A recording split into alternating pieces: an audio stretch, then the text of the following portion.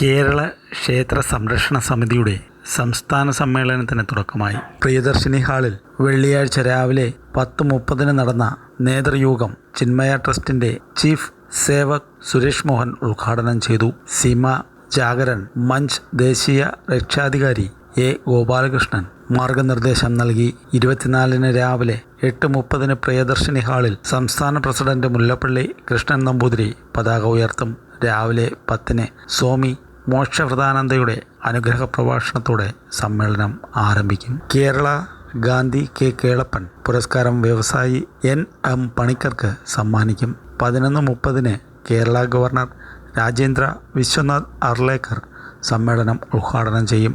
മുൻ മിസോറാം ഗവർണർ കുമ്മനം രാജശേഖരൻ മുഖ്യ പ്രഭാഷണം നടത്തും. സംഘടനാ സമ്മേളനത്തിൽ RSS ഉത്തരപ്രാന്ത കാര്യവാഹ് PN ഈശ്വരൻ പ്രഭാഷണം നടത്തും.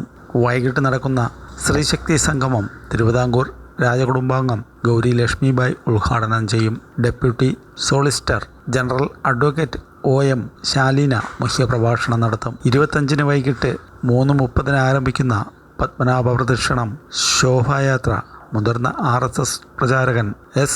സേതുമാധവൻ പതാക കൈമാറി ഉദ്ഘാടനം ചെയ്യും. ശോഭായാത്രയുടെ സമാപനം സ്വാമി ആനന്ദവനം ഉദ്ഘാടനം ചെയ്യും. പ്രജ്ഞാപ്രവാഹ് ദേശീയ സംയോജകൻ K. നന്ദകുമാർ മുഖ്യപ്രഭാഷണം നടത്തും. മാധവ്ജി പുരസ്കാരം സാമൂഹിക പ്രവർത്തകനായ ചെങ്കൽ S. രാജശേഖരൻ നായർക്ക് സമ്മാനിക്കും.